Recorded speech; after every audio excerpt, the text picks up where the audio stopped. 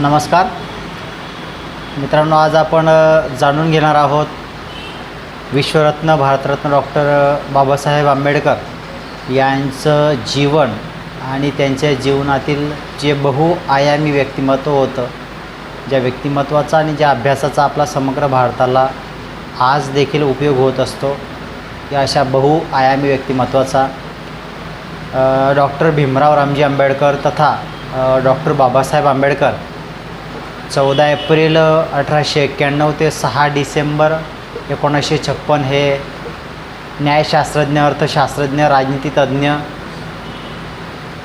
समाजसुधारक, दलित आणि बौद्ध चळवळीला त्यांनी प्रेरणा दिलेली आपल्याला दिसून येते.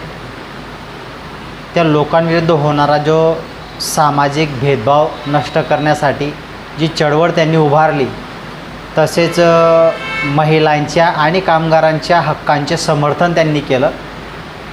ते ब्रिटिश भारताचे मजूर मंत्री आणि स्वतंत्र भारताचे पहिले कायदेमंत्री, भारतीय संविधानाचे शिल्पकार, भारतीय बौद्ध धर्माचे पुनरुज्जीवक होते. देशाच्या विविध क्षेत्रामध्ये दिलेल्या योगदानामुळे त्यांना आधुनिक भारताचे शिल्पकार किंवा आधुनिक भारताचे निर्माते असं देखील म्हटलं जातं. मित्रांनो, डॉक्टर बाबासाहेब आंबेडकर यांनी कोलंबिया विद्यापीठ आणि लंडन स्कूल ऑफ इकॉनॉमिक्स या शिक्षण संस्थांमधून अर्थशास्त्रज्ञ विषय जो आहे या विषयामध्ये PhD पदव्या मिळवलेल्या होत्या.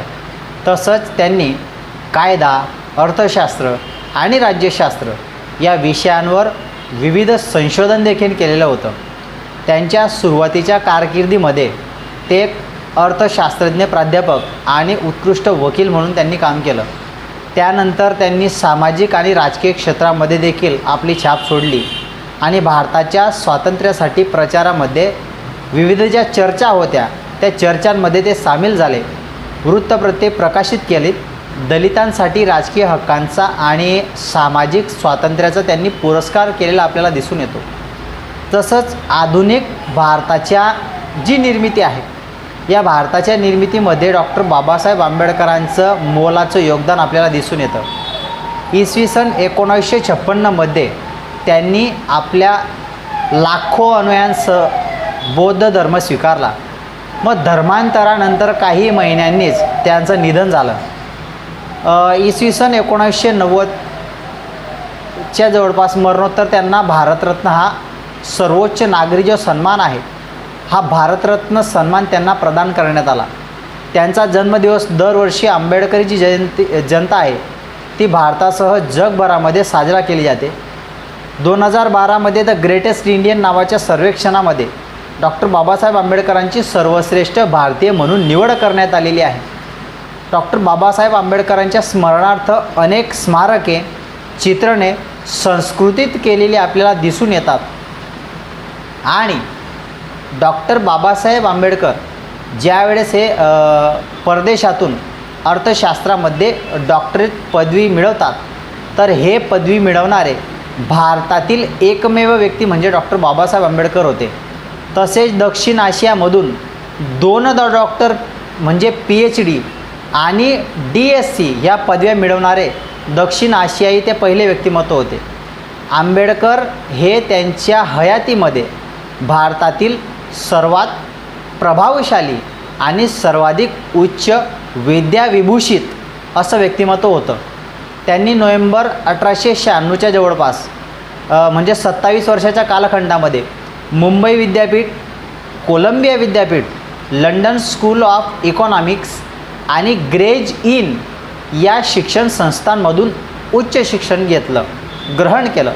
डॉक्टर बाबासाहेब आंबेडकरांनी या दरम्यान BA 2दा, MA, PhD, MSc, bar at law आणि DSc या अशा असंख्य पदव्या मिळवल्या. आणि 1950च्या दशकामध्ये त्यांना LLD आणि DLitt या 2 सन्माननीय पदव्या देखील प्रदान करण्यात आल्या. असं हे महान आणि उच्च विभूषित असं व्यक्तिमत्व, असं विचारांचं आगळं वेगळं महासागर. मित्रांनो, केळुस्कर गुरुजींनी मुंबईमध्ये असताना बडोद्याचे महाराज सयाजीराव गायकवाड यांच्याशी डॉक्टर बाबासाहेब आंबेडकर म्हणजे भीमरावांची भेट घालून दिली. याच्यानंतर निर्णय सागर छापखानदाराचे मालक होते दामोदर सावळराम यंदे यांनी हे प्रयत्न केल्यानंतर महाराजांनी त्यांना जानेवारी 1908 पासून दरमहा 25 रुपयाची शिष्यवृत्ती देऊ केली. त्यानंतर 3 जानेवारी 1908 रोजी रामजींनी भीमरावांचे नाव मुंबईमध्ये जे एलिफंटन्स महाविद्यालय होते तिथं प्रिव्हियसच्या वर्गामध्ये दाखल केलं आणि भीमराव हे आंबेडकर घराण्यातील सर्वप्रथम महाविद्यालयीन विद्यार्थी झाले.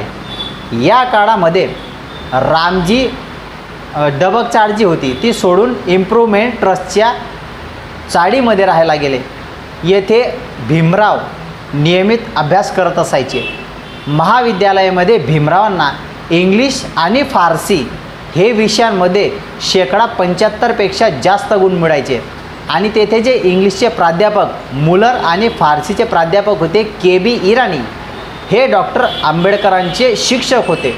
बाबासाहेब आंबेडकर यांनी जानेवारीमध्ये राज्यशास्त्र आणि अर्थशास्त्र हे मुख्य विषय घेऊन 1813च्या जवळपास BA ही पदवी परीक्षा उत्तीर्ण केली. 1913च्या जवळपास ते मुंबई विद्यापीठाच्या BA पदवी संपादन करणारे अस्पृश्य त्या काळचे वर्गातील पहिले विद्यार्थी होते. महाराज सयाजीराव गायकवाड यांच्या आर्थिक सहकार्यातून मुक्त व्हावे असा विचार करून डॉक्टर बाबासाहेब आंबेडकरांनी बडोद्याच्या संस्थानामध्ये नोकरी मिळवली आणि 23 जानेवारी 1913 ते नोकरीवर रुजू झाले. पण 9व्या दिवशी मुंबईमध्ये वडील आजारी असल्याची तार त्यांना मिळाली आणि 2 दिवसांनी ते मुंबईला आले. भीमरावांची वडिलांशी भेट झाल्यावर 3 फेब्रुवारी 1993 रोजी रामजींचं निधन झालं. यानंतर ते बडोद्यामध्ये नोकरीवर पुन्हा वेळेवर हजर होऊ शकले नाहीत. दरम्यान त्यांना पुढचे पदव्युत्तर शिक्षण घेण्याची आणि त्याकरता अमेरिकेला जाण्याची जी संधी होती ती संधी मिळाली. BA उत्तीर्ण झाल्यावर डॉक्टर बाबासाहेब आंबेडकरांच्या समोर नोकरी करून आणि घरची जी आर्थिक स्थिती आहे ती सुधारणे किंवा पदव्युत्तर शिक्षण घेणे आणि आपली शैक्षणिक पात्रता आणखीन अजून वाढवून घेणे असे असंख्य पर्याय होते. तो महाराज सयाजीराव गायकवाड बडोदा संस्थानाच्या वतीने काही विद्यार्थ्यांना उच्च शिक्षणासाठी अमेरिकेला पाठवण्याच्या विचारात होते. त्याच वेळेस डॉक्टर बाबासाहेब आंबेडकर महाराजांना भेटले आणि बडोदा येथे आपल्याला बरोबर होत असलेल्या सामाजिक अन्याय महाराजांना त्यांनी सांगितला. यावर महाराजांनी काही प्रतिक्रिया दिली नाही, परंतु त्यांनी डॉक्टर बाबासाहेब आंबेडकर यांना उच्च शिक्षण घेण्यासाठी शिष्यवृत्ती देऊन अमेरिकेमध्ये पाठवणे पसंत केल्याचे सांगितले आणि 4 एप्रिल 1913 रोजी बडोदा संस्थानाच्या विद्याधिकाऱ्यांनी परदेशात अभ्यास करण्यासाठी 4 विद्यार्थी निवडले. याच्यामध्ये डॉक्टर आंबेडकर एक होते. या प्रत्येक विद्यार्थ्याला 11.5 पाऊंड शिष्यवृत्ती मंजूर केली. त्यासाठी त्यांना एक करारपत्र लिहून द्यावे लागायचे. या करारपत्रावर साक्षीदार म्हणून त्रिभुवन जे आणि व्यास तसंच अंताजी गोपाळ यांनी 18 एप्रिल 1913 रोजी सह्या केल्या. या करारानुसार शिष्यवृत्तीची जी मुदत आहे ती 15 जून 1913 ते 14 जून 1996 पर्यंत एकूण 3 वर्षाची होती.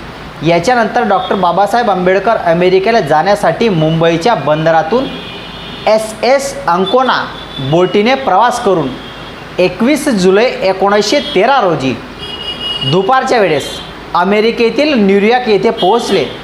या शहरातील कोलंबिया विद्यापीठामध्ये राज्यशास्त्र शाखेमध्ये त्यांनी जुलै 1913 ते जून 1916 या 3 वर्षासाठी प्रवेश मिळवला. त्यांनी अर्थशास्त्र हा प्रमुख विषय आणि जोडीला समाजशास्त्र, इतिहास, राज्यशास्त्र, मानववंशशास्त्र आणि तत्त्वज्ञान हे विषय निवडले. त्यांनी अर्थशास्त्र, समाजशास्त्र या विषयांचा अभ्यास करून विद्यापीठातील अर्थशास्त्रज्ञांचे प्राध्यापक एडविन आर के सेलिमन यांचे ते आवडते विद्यार्थी झाले.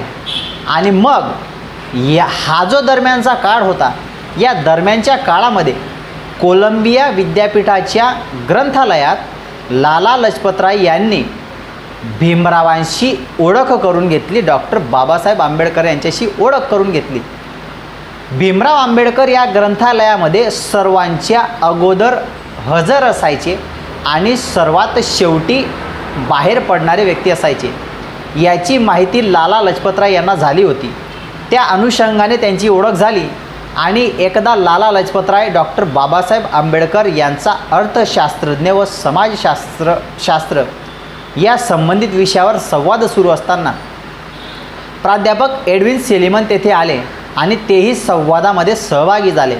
प्राध्यापक सेलिमन हे डॉक्टर बाबासाहेब आंबेडकरांचे राज्यशास्त्राचे आणि समाजशास्त्राचे सखोल असे ज्ञान जाणून होते. मग लाला लजपतराय यांनी डॉक्टर बाबासाहेब आंबेडकरांच्या ज्ञानाची स्तुती केली. त्याच वेळेस सेलिमन यांनी डॉक्टर बाबासाहेब आंबेडकरांच्याबद्दल भीमराव आंबेडकर हे केवळ एक भारतीय विद्यार्थ्यांमध्ये नव्हे तर अमेरिकेतील विद्यार्थ्यांमध्ये सर्वात बुद्धिमान विद्यार्थी आहेत असं त्या ठिकाणी गौरव उद्गार काढतात. मित्रांनो, MAच्या पदवीसाठी भीमरावांनी एन्स्टन्स इंडियन्स कॉमर्स म्हणजे त्याला प्राचीन भारतीय व्यापार असं म्हणतात, या विषयावर प्रबंध लिहिला. तो 15 मे 1915 रोजी कोलंबिया विद्यापीठाला सादर केला. 2 जून 1915 रोजी या प्रबंधाच्या आधारावर त्यांना विद्यापीठाने MAची पदवी प्रदान केली. हा प्रबंध नंतर ॲडमिशन आणि finance of east India company या नावाने प्रकाशित करण्यात आलेला होता. अशा प्रकारचं व्यक्तिमत्व अमेरिकेच्या विद्यालयात गाजणं हे काही साधी बाब नव्हे. त्याच्यानंतर डॉक्टर बाबासाहेब आंबेडकरांनी PhD पदवीसाठी the national dividend of India a historical and analytical study, त्याला म्हणतात भारतीय राष्ट्रीय लाभांश आणि इतिहासात्मक आणि विश्लेषणात्मक अध्ययन, हा नावाचा प्रबंध लिहायला सुरुवात केली. 1917 विद्यापीठाने त्यांचा प्रबंध स्वीकारला आणि त्यांना PhD म्हणजे डॉक्टर ऑफ फिलॉसॉफी ही पदवी देण्याचे मान्य केलं. मात्र यासोबत एक अटही घातली की ज्यावेळी हा प्रबंध छापून त्याच्या काही प्रती विद्यापीठामध्ये सादर केल्या जातील तेव्हाच डॉक्टर बाबासाहेब आंबेडकरांना PhD पदवी ही रीतसर बहाल केली जाईल. मात्र प्रबंध स्वीकारल्यामुळे 1917 विद्यापीठाने डॉक्टर बाबासाहेब आंबेडकरांना त्यांच्या नावापुढे डॉक्टर हा शब्द लावण्याची अनुमती दिली. डॉक्टर बाबासाहेब आंबेडकरांनी आपल्या PhD प्रबंधामध्ये ब्रिटिश साम्राज्यशाहीचे भारत सरकार हजारो मैल दूर असलेल्या ब्रिटिश संसदेमार्फत सेक्रेटरी ऑफ स्टेट म्हणजे भारत मंत्री यांच्यामार्फत कसा कारभार करत होते आणि त्यांच्यामुळे चाललेली सरकार उधळपट्टी आणि बेजबाबदारपणा भारतीय जनतेमध्ये कसा पिळून काढत होता यावर प्रकाश टाकलेला दिसून येतो. तसेच जे अंदाजपत्रक होतं त्या अंदाजपत्रकामध्ये प्रथम कधी ते दिसून आलं नाही. प्रांतिक अर्थव्यवस्था केव्हापासून सुरू झाली आणि अर्थव्यवस्थेचा विस्तार कधी झाला याचे अभ्यासपूर्ण विवेचन त्यांनी केलं. जगामध्ये निरनिराळ्या देशातील नागरिकांना ज्या अनेक प्रकारच्या करांचे ओझे वहावं लागायचं त्याचा उल्लेख करून ब्रिटिश साम्राज्यशाही केंद्र सरकारचे कर जे आहेत ते स्थानिक स्वराज्य संस्थांचे कर आणि प्रांतिक सरकारचे जे कर आहेत याची छाननी वेगळ्या वेगळ्या अर्थव्यवस्थेच्या दृष्टिकोनातून केलेली दिसून येते. त्याच्यानंतर 8 वर्षांनी म्हणजे 1925 डॉक्टर बाबासाहेब आंबेडकरांचा PhD प्रबंध ब्रिटिश भारतातील प्रांतीय अर्थव्यवस्था जी होती त्याच्या उत्क्रांती या नावाने लंडनच्या PS किंग आणि कंपनी ग्रंथरूपामध्ये प्रकाशित केला आणि डॉक्टर बाबासाहेब आंबेडकर यांच्या प्रबंधाच्या प्रती कोलंबिया विद्यापीठामध्ये सादर केला. त्याच्यानंतर 8 जून 1927मध्ये डॉक्टर बाबासाहेब आंबेडकरांना PhD ही डॉक्टरेट पदवी रीतसर प्रदान करण्यात आली. डॉक्टर बाबासाहेब आंबेडकरांचे PhD पदवीसाठीचे जे मार्गदर्शक होते ते प्राध्यापक सेलिमन यांनी ग्रंथाची प्रस्तावना लिहिलेली होती. कोलंबिया विद्यापीठातील वास्तव्यानंतरही अनेक वर्ष सेलिमन यांच्याशी आंबेडकरांनी घनिष्ठ संबंध हा जोपासलेला होता. डॉक्टर आंबेडकरांनी आपला हा ग्रंथ महाराज सयाजीराव गायकवाड यांना कृतज्ञतापूर्वक अर्पण केलेला आपल्याला दिसून येतो. मित्रांनो, 9 मे 1916 रोजी कोलंबिया विद्यापीठामध्ये समाजशास्त्राचे जे प्राध्यापक होते डॉक्टर ए गोल्डवायझर यांच्या मार्गदर्शनाखाली आयोजित झालेल्या मानववंशशास्त्र या विषयाच्या चर्चासत्रामध्ये caste in India their mechanism genesis and development म्हणजे भारतातील जाती आणि त्यांची रचना, उत्पत्ती आणि वृद्धी हा आपला एक नवीन शोधालेख वाचला. शास्त्रीय विवेचन केलेला हा शोधालेख मे 1917च्या जवळपास इंडियन ॲक्टिव्हिटी नावाच्या मासिकामध्ये प्रसिद्ध झाला. त्याच्यानंतर हा शोधालेख पुस्तकाच्या स्वरूपात प्रकाशित झालेला दिसून येतो. हे डॉक्टर बाबासाहेब आंबेडकरांचे प्रकाशित झालेले पहिलं पुस्तक होतं. कोलंबियाचे विद्यापीठ आहे. या कोलंबिया विद्यापीठामध्ये डॉक्टर बाबासाहेब आंबेडकरांना जॉन ड्यूई यांचे मार्गदर्शन मिळालं. डॉक्टर बाबासाहेब आंबेडकरांच्या समता आणि सामाजिक न्यायाच्या कल्पनांची डेव्हीसुद्धा प्रभावित झालेले होते आणि डॉक्टर बाबासाहेब आंबेडकरांनी या विद्यापीठामध्ये प्रथमच स्वतंत्र, समता आणि बंधुता या तत्त्वांचा अनुभव घेतलेला होता. कोलंबिया विद्यापीठामध्ये John Dewey, John Shotwell, Edwin Seligman आणि जेम्स हार्वे रॉबिन्सन हे महान प्राध्यापक मला लाभले आणि येथेच आयुष्यातील अनेक चांगले मित्र मला मिळाले असे डॉक्टर बाबासाहेब आंबेडकरांनी एका मुलाखतीत म्हटले होते. डॉक्टर बाबासाहेब आंबेडकरांनी 3 वर्षासाठी मिळालेल्या शिष्यवृत्तीचा जो वापर आहे हा वापर करून अमेरिकेतील अभ्यासक्रम केवळ 3 वर्षांच्या आधी पूर्ण केलेला होता आणि लंडनला जाऊन अर्थशास्त्रामध्ये संशोधन करून अन्य पदव्या देखील मिळवल्या होत्या. या विचाराने त्यांनी फेब्रुवारी 1916मध्ये महाराज सयाजीराव गायकवाड यांना 2 ते 3 वर्षे शिष्यवृत्तीची मला मुदतवाढ मिळावी यासाठी विनंती पत्र पाठवलेलं होतं. मात्र ती विनंती अमान्य करण्यात आली होती. यानंतर डॉक्टर बाबासाहेब आंबेडकर प्राध्यापक सेलिमन यांच्या शिफारसी पत्रासह गायकवाडांना दुसरे विनंतीपत्र पाठवले. मात्र यावेळी त्यांना 1 वर्षाकरता शिष्यवृत्तीची मुदतवाढ करून देण्यात आली. मग 1916मध्ये डॉक्टर बाबासाहेब आंबेडकर पुन्हा लंडनला गेले आणि अशा पद्धतीने त्यांचा शिक्षणाचा प्रवास सुरू झाला.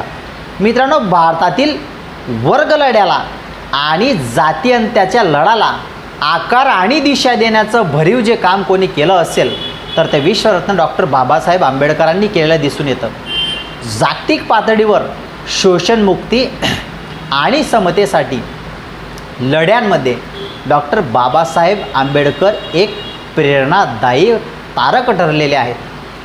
जगाच्या इतिहासामध्ये असं योगदान करणाऱ्या अतिउच्च पातळीच्या निवडक व्यक्तींमध्ये डॉक्टर बाबासाहेब आंबेडकर यांचं स्थान अगदी महत्त्वाचं आहे असं गेल ॲम्प्युएन सांगतात. सामाजिक सुधारणा क्षेत्राच्या संदर्भामध्ये विशेषतः वर्ग, जात, धर्म, लिंग यांचा भेदभाव न करता सर्व नागरिकांना समान अधिकार यांच्यासाठी डॉक्टर बाबासाहेब आंबेडकरांनी त्यावेळी वेगळ्या वेगळ्या जातीतल्या लोकांमध्ये दरी मिटण्यासाठी 3 महत्त्वाचा मार्गाचा उल्लेख केलेला होता. तो म्हणजे लग्न, खानपान आणि सांस्कृतिक मिलाप. डॉक्टर बाबासाहेब आंबेडकरांना बालपणापासून अस्पृश्यतेचा सामना जो आहे सामना करावा लागलेला होता सर्वश्रुत आहे. 1935 ते 36च्या कालावधीमध्ये लिहिलेल्या वेटिंग फॉर व्हिसा या आत्मकथेमध्ये डॉक्टर आंबेडकर अस्पृश्यतेच्या संदर्भामध्ये आलेल्या कटू अनुभवांच्या आठवणींच्या ज्या नोंदी आहेत त्या नोंदी केलेल्या दिसून येतात. हे आत्मचरित्रपर पुस्तक कोलंबिया विद्यापीठामध्ये पाठ्यपुस्तक म्हणून वापरलं जात असतं. राजकीय स्वातंत्र्य आधी की सामाजिक सुधारणा हा टिळक आणि आगरकर यांच्यातील वाद होता. डॉक्टर बाबासाहेब आंबेडकरांच्याही मनामध्ये चालत होता.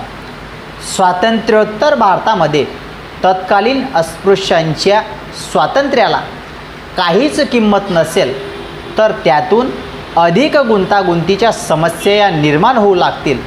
तसं होऊ नये याच्यासाठी डॉक्टर बाबासाहेबांनी सामाजिक सुधारणा आणि अस्पृश्यता निर्मूलन ही कार्य करण्याला अधिक प्राथमिकता दिलेली दिसून येते.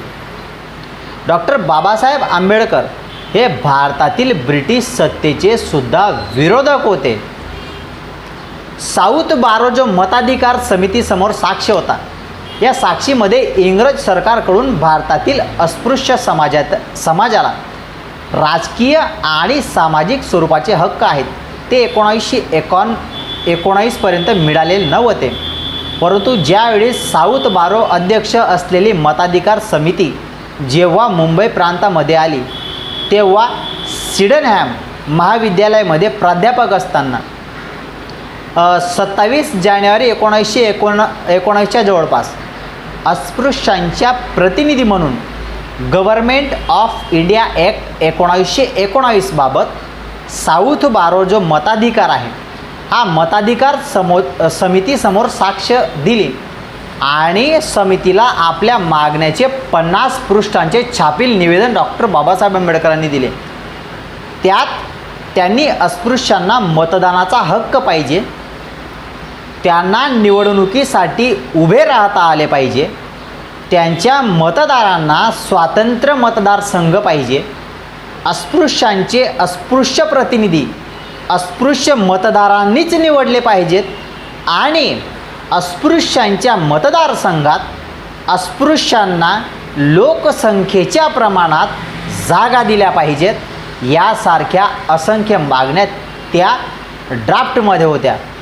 त्यांच्या प्रभावाखाली अस्पृश्य वर्गीय समाजसेवक पुढारी सभा घेऊन आपल्या मागण्यांचा पाठपुरावा करणारे ठराव पास करून इंग्रज सरकारकडे पाठवू लागले. समाज प्रबोधनाची ही जी चळवळ आहे ही नेटाने सुरू ठेवण्यासाठी चळवळीला मदत करणारे एखादं वृत्तपत्र सुरू करावं असं भारतरत्न डॉक्टर बाबासाहेब आंबेडकर यांना वाटू लागलं. डॉक्टर बाबासाहेब आंबेडकर यांचं समाजकार्य सुरू असताना मुंबईमध्ये कोल्हापूरचे राजे शाहू महाराज हे आपण होऊन आंबेडकरांना त्यांच्या घरी भेटायला आले. त्यांनी आंबेडकरांना वृत्तपत्र काढण्यासाठी 2,500 रुपयांची मदत केली. डॉक्टर बाबासाहेब आंबेडकरांनी इसवी सन 1920 साली मुंबईमध्ये मूकनायक नावाचं पाक्षिक सुरू केलं. पांडुरंग नंदाराम भटकर या पाक्षिकाचे संपादक नेमले. मूकनायक पाक्षिकाचा पहिला अंक 31 जानेवारी 1920ला प्रकाशित करण्यात आला. पहिल्या अंकातील मनोगत नावाचा अग्रलेख होता. हा अग्रलेख बाबासाहेबांनी लिहिलेला होता. त्यांनी आपल्या लेखांमधून बहिष्कृत अस्पृश्य समाजावर असलेल्या अन्यायाला वाचा फोडलेली दिसून येते.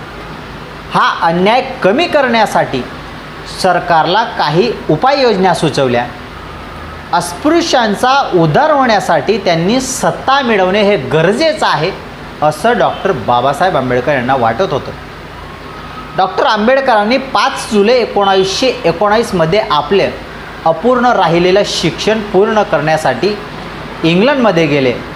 तिथं गेले असता त्यांनी भारत मंत्री जे होते एडविन मॉन्टेग्यू यांची भेट घेतली आणि अस्पृश्यांच्या हिताविषयी मॉन्टेग्यूशी त्यांनी चर्चा केली.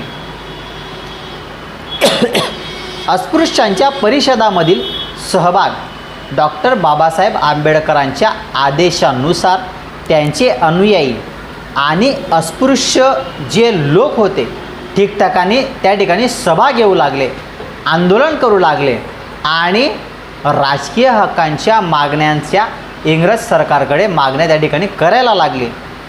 त्यांचाच भाग म्हणून 1920मध्ये कोल्हापूर जवळमध्ये माणगाव आणि नागपूर येथे अस्पृश्यांच्या 2 परिषदा त्यांनी पार पाडल्या. कोल्हापूर संस्थानाच्या माणगाव या गावामध्ये 21 मार्च आणि 22 मार्च 1920 रोजी दक्षिण महाराष्ट्रातील दलित परिषदेचे पहिलं जे अधिवेशन आहे ते त्या दिवशी झालं. अधिवेशनाचे अध्यक्ष डॉक्टर बाबासाहेब आंबेडकर होते, तर शाहू महाराजांची विशेष उपस्थिती या अधिवेशनाला होती. डॉक्टर बाबासाहेब आंबेडकरांनी आपल्या अध्यक्षीय भाषणात अस्पृश्यांच्या उद्धारासाठी त्यांच्या सामाजिक हक्काचे आणि राजकीय हक्काचे समर्थन केलं. अस्पृश्यांच्या उद्धाराचे आणि समाज सुधारणेचे कार्य करीत असलेल्या राजर्षी शाहू महाराजांचा गौरव डॉक्टर बाबासाहेब आंबेडकरांनी केला. आंबेडकरांविषयी गौरवोद्गार शाहू महाराजांनी आपल्याला काढलेले दिसून येतात. आपल्याला अस्पृश्य समाजाचा उद्धार करतील डॉक्टर बाबासाहेब आंबेडकर असा गौरवोद्गार त्या ठिकाणी शाहू महाराज काढतात. अस्पृश्यांचेच नव्हे तर देशाचेही थोर राष्ट्रीय नेते होतील असे गौरवोद्गार त्या ठिकाणी राजर्षी शाहू महाराज काढतात आणि अवश्य आपला उद्धार करून घ्यावा असं देखील त्या ठिकाणी जनतेला सूचित करतात. 30 मे ते 1 जून 1920 हा जो कालावधी होता, या कालावधीच्या दरम्यान नागपूर येथे महाराज त्यांच्या अध्यक्षतेखाली अखिल भारतीय बहिष्कृत समाज ही परिषद झाली. आंबेडकर आपल्या अनुयायांसह या परिषदेमध्ये सहभागी झाले. डॉक्टर आंबेडकरांनी या परिषदामध्ये समाजसेवक विठ्ठल रामजी शिंदे यांचा निषेध करणारा ठराव पास करून घेतला. तो जो ठराव होता विठ्ठल रामजी शिंदे त्या परिषदेमध्ये आल्याच्या नंतर त्यांचा निषेध नोंदवणारा ठराव होता. अस्पृश्यांना इंग्रज सरकारकडून राजकीय आणि सामाजिक हक्क कशा स्वरूपात मिळावे याच्याविषयी आंबेडकर आणि शिंदे यांच्यात मतभेद होते. इंग्रज सरकारने अस्पृश्यांना स्पृश्यांच्या माध्यमातून राजकीय सामाजिक हक्क जे आहेत ते हक्क द्यावे असे शिंदेंचे मत होते. त्यांच्या उलट इंग्रज सरकारने अस्पृश्यांना अगदी थेट राजकीय सामाजिक हक्क द्यावेत असे डॉक्टर बाबासाहेब आंबेडकर यांचे मत होते. अस्पृश्यांचे राजकीय आणि सामाजिक हक्क अस्पृश्यांच्या किंवा अन्य कोणाच्याही मर्जीवर अवलंबून असू नयेत असा डॉक्टर बाबासाहेब आंबेडकरांचा स्पष्ट दृष्टिकोन होता. मग यानंतर बहिष्कृत हितकर्णीची सभा होती.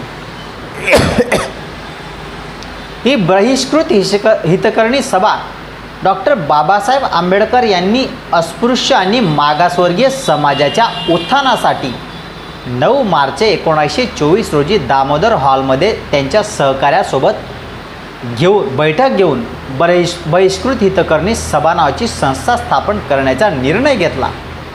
याच्यानुसार 20 जुलै 1924मध्ये बहिष्कृत हितकर्णी सभा संस्था स्थापन केली आणि स्वतः त्या संस्थेचे अध्यक्ष झाले.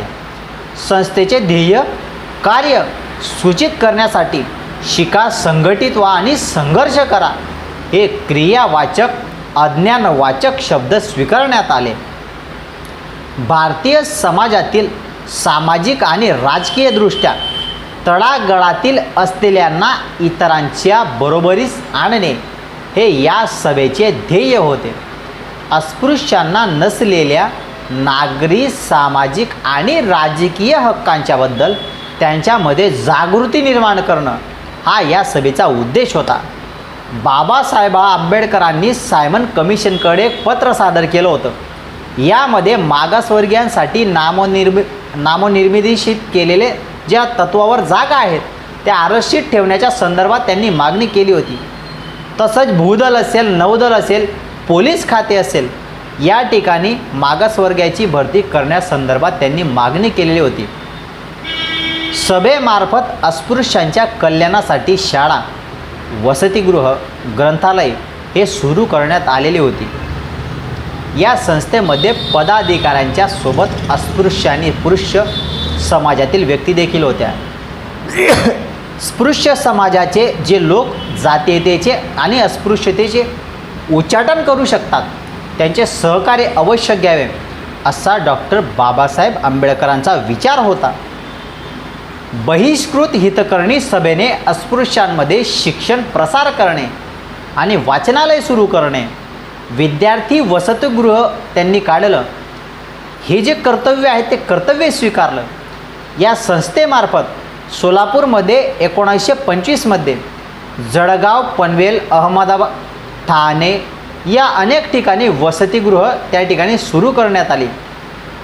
10 आणि 11 एप्रिल 1925मध्ये बहिष्कृत हितकर्णी जी सभा आहे या सभेच्या सहकार्याने बेळगाव जिल्ह्यामध्ये निपाणी हे जे गाव आहे हे मुंबई इलाखा प्रांतीय बहिष्कृत परिषद या संस्थेने डॉक्टर बाबासाहेब यांच्या अध्यक्षतेखाली 3रं जे अधिवेशन ते अधिवेशन आयोजित केलं.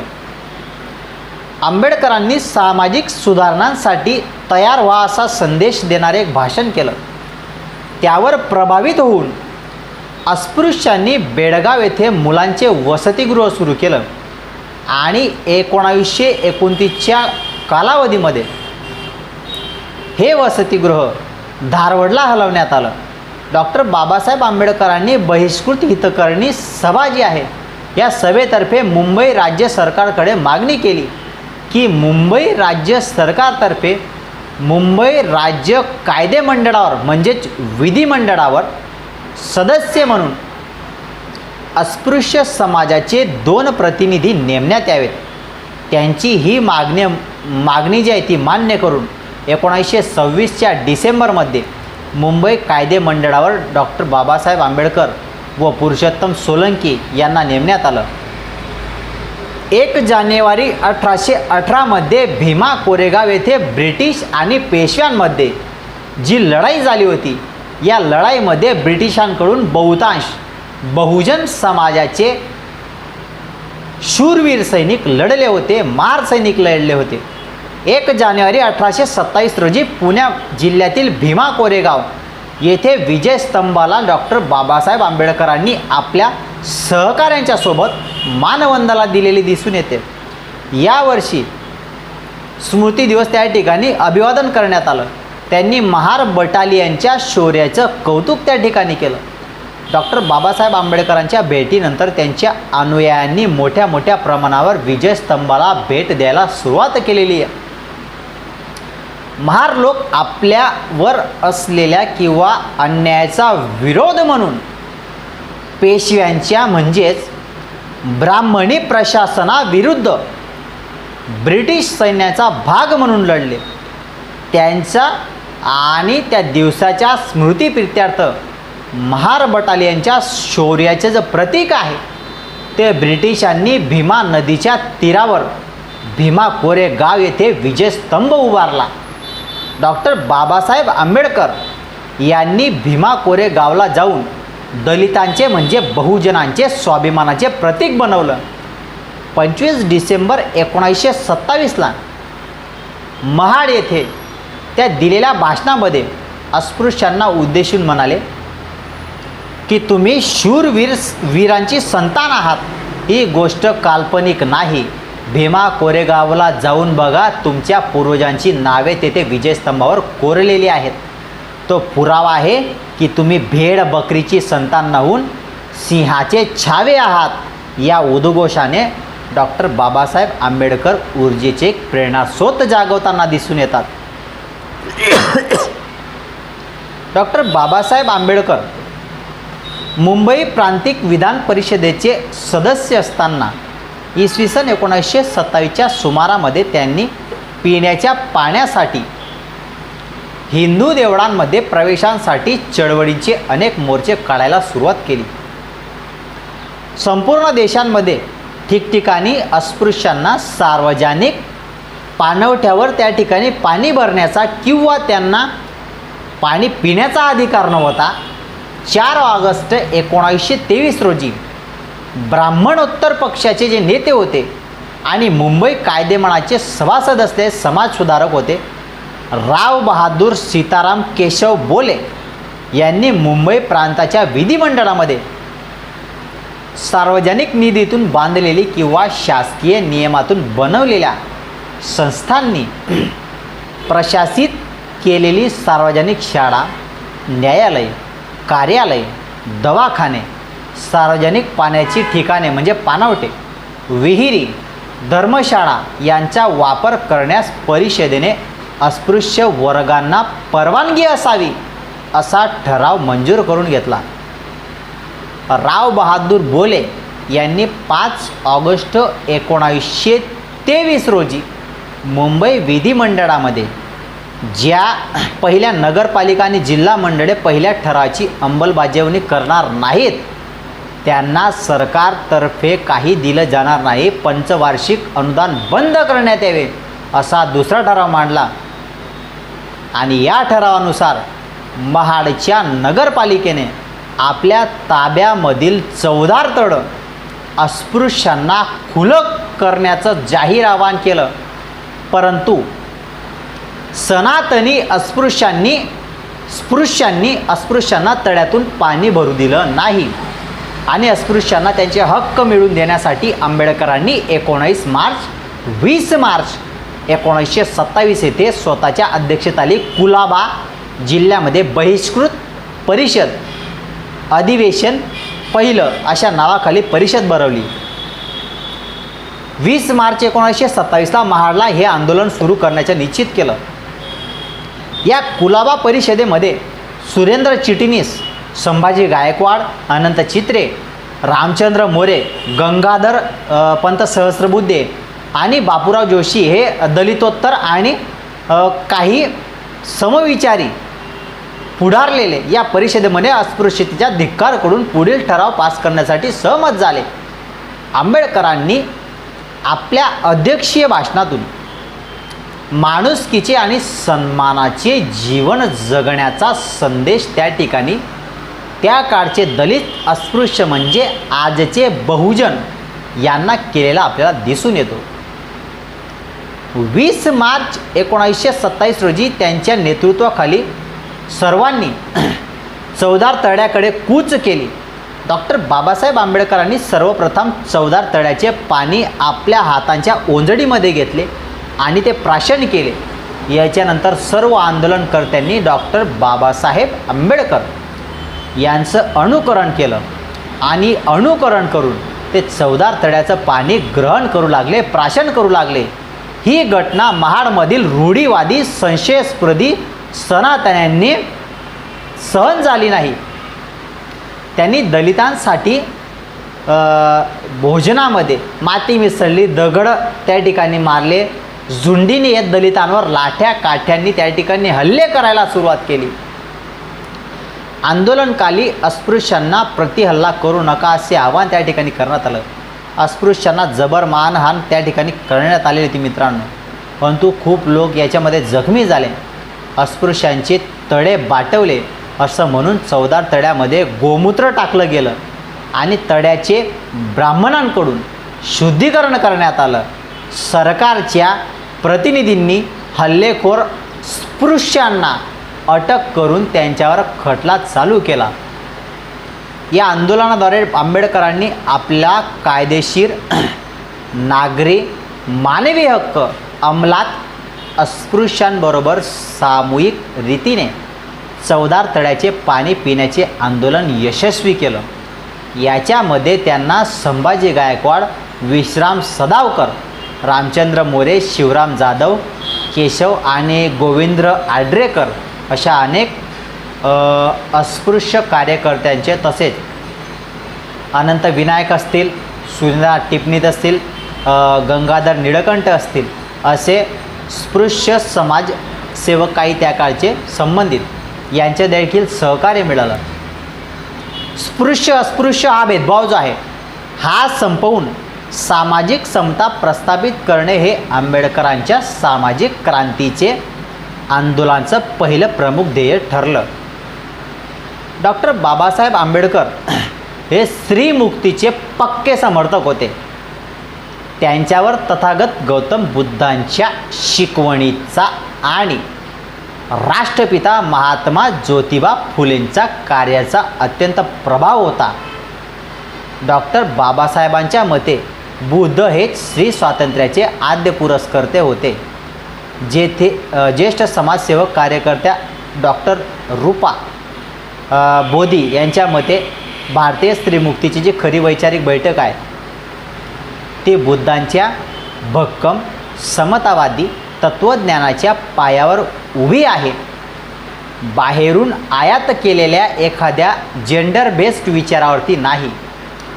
आणि कायद्या एवढेच बाबासाहेबांचे महत्त्वाचे योगदान म्हणजे त्यांनी दिलेली शुद्ध भारतीय बैठक. म्हणजे काय तर भारतीय विचारांची आदानप्रदानाची सूची. बाबासाहेबांच्या मते कोणत्याही एका समाजाचे मूल्यमापन त्या समाजातली जी स्त्री आहे तिची परिस्थिती कशी आहे याच्यावरून करता येतं. समाजाने स्त्रियांच्या विकासाच्याकडे लक्ष केंद्रित करणं आवश्यक आहे. याची आग्रही भूमिका डॉक्टर बाबासाहेब आंबेडकर ही समग्र प्रगती आणि केवळ पुरुषांचीच नव्हे तर स्त्रियांची आणि पुरुषांची होणे आवश्यक आहे असं सांगतात. स्त्री शिक्षणाचे पुरस्कर्ते डॉक्टर बाबासाहेब आंबेडकर होते. औरंगाबादला त्यांनी याच माध्यमातून मिलिंद महाविद्यालयाची स्थापना केली आणि या विद्यालयामध्ये मुलींना सर्वप्रथम त्यांनी प्रवेश दिला. खाणकामगार स्त्रीला जे खाणकामगार स्त्रिया होत्या यांना प्रसूती भत्ता असेल, कोळसा काम करणाऱ्या ज्या स्त्रिया आहेत या कामगारांना पुरुषांच्या जितकी मजुरी मिळायला पाहिजे. बहुपत्नीत्वाच्या प्रथेला पायबंद मजूर आणि कष्टकरी स्त्रियांसाठी 21 दिवसांची किरकोळ रजा, 1 महिन्याची हक्काची रजा, दुखापत जर झाली तर तिला नुकसान भरपाई आणि 20 वर्षांची सेवा झाल्यावर निवृत्ती वेतनाची तरतूद याच्यासारख्या असंख्य निर्णयांचा उल्लेख करायला हवा. कामगारांच्या किंवा नोकरी करणाऱ्या स्त्रीला प्रसूती रजा मिळवून देणारे डॉक्टर बाबासाहेब आंबेडकर हे जगातील पहिले व्यक्ती आहेत, लक्षात घेतलं गेलं पाहिजे. भारतानंतर अनेक वर्षांनी इतर देशातील महिलांना प्रसूती रजा मंजूर झाल्या आहेत. सर्वप्रथम भारतामध्ये तो कायदा अंमलात आला.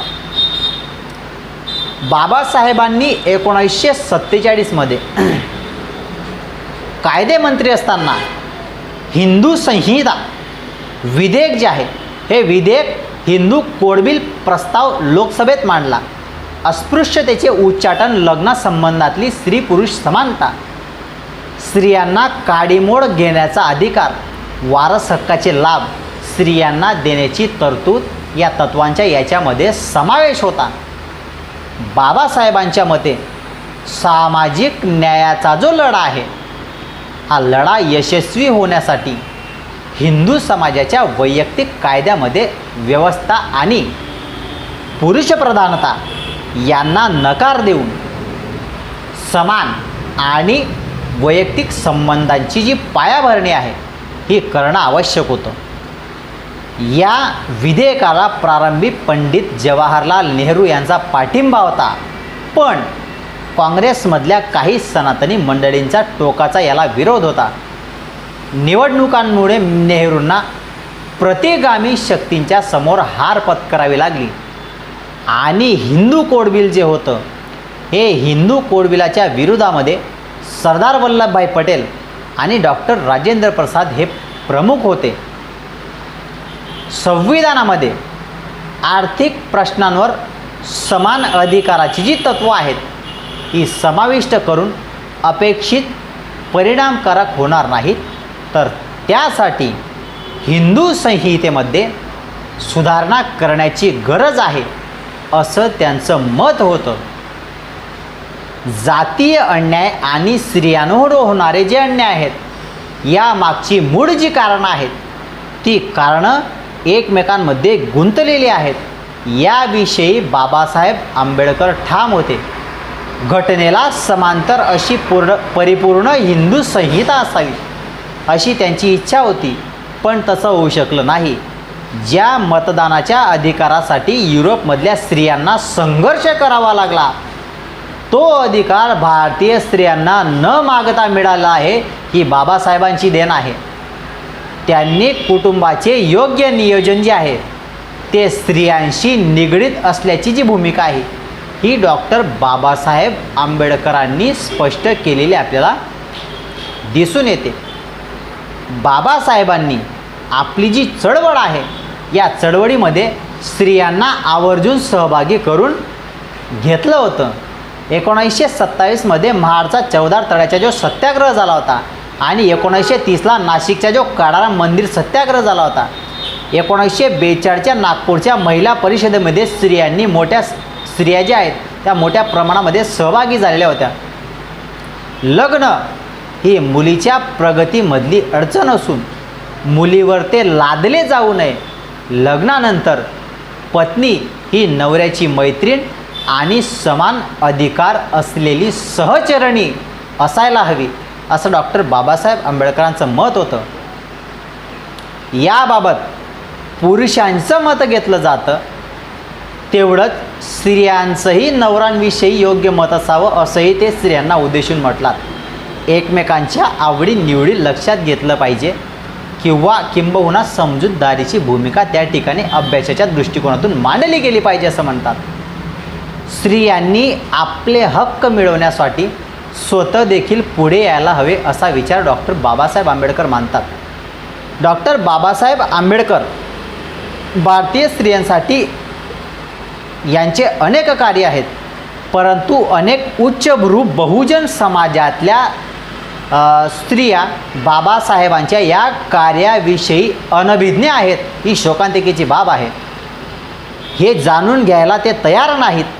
काही अभ्यासक आणि चळवळीतल्या उच्चवर्णीयांनी आणि दलित स्त्रियांनी बाबासाहेबांच्या योगदानाची दखल घेतल्याचे दिसूनच येते.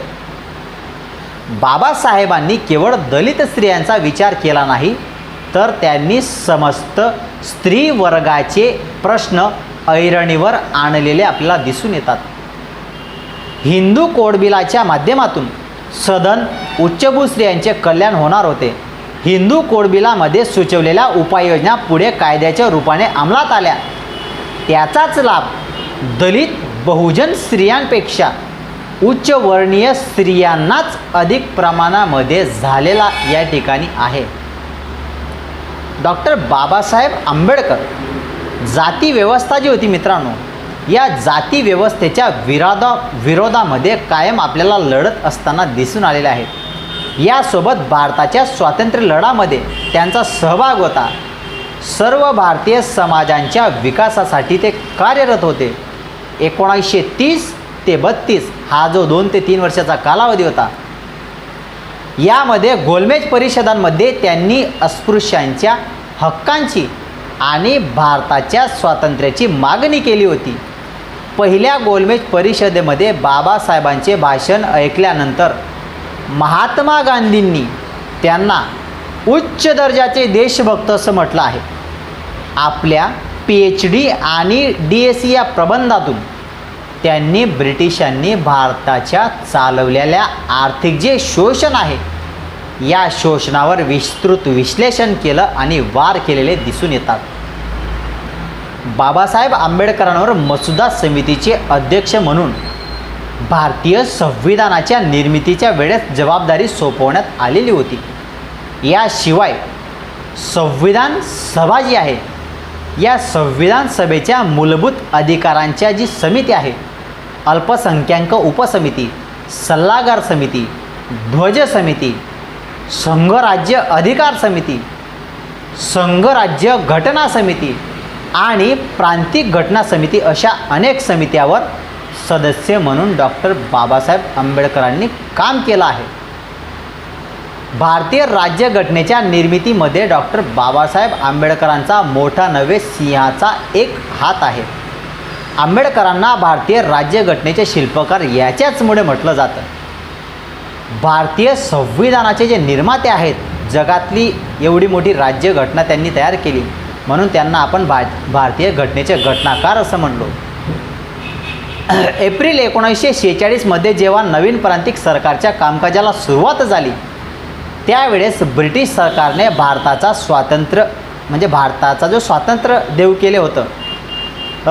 स्वतंत्र भारताचा राज्यकारभार संविधानानुसार होत राहावा म्हणून निवडून आलेल्या मध्यवर्ती आणि प्रांतिक कायदे मंडळी हे जे प्रतिनिधी निवडून संविधान समिती त्या ठिकाणी तयार करावी आणि त्या समितीने भारताची राज्यघटना तयार करण्याचं काम सुरू करावं असं सुचवलं होतं.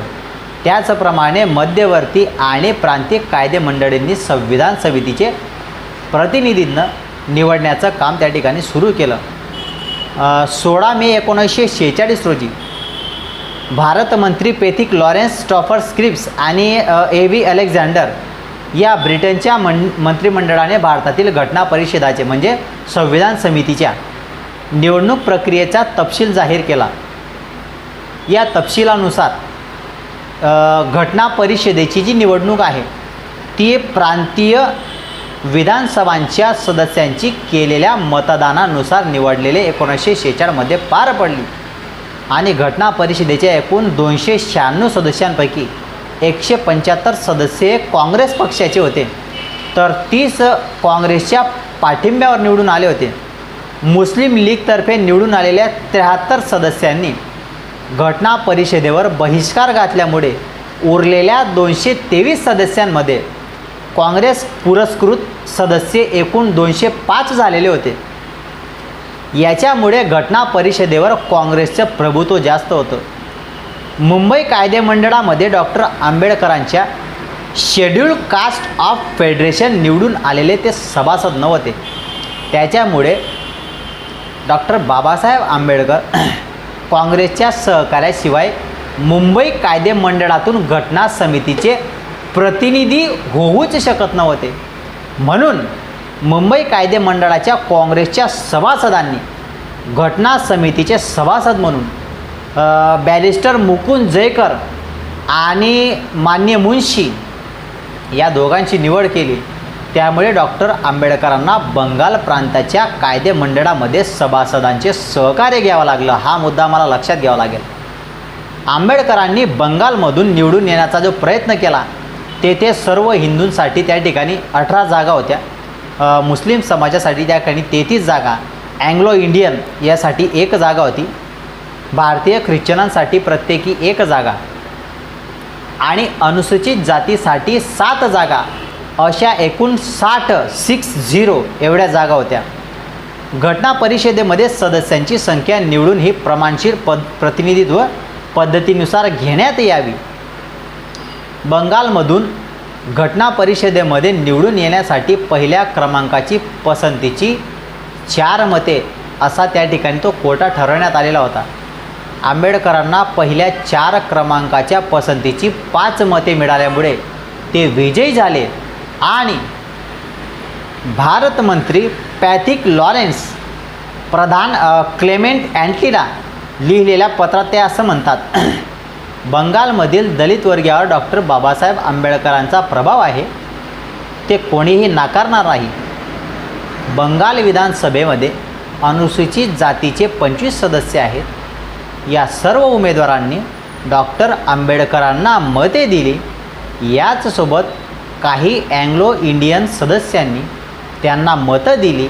डॉक्टर बाबासाहेब आंबेडकर बंगालमधून घटना परिषदेचे सदस्य म्हणून निवडून आले.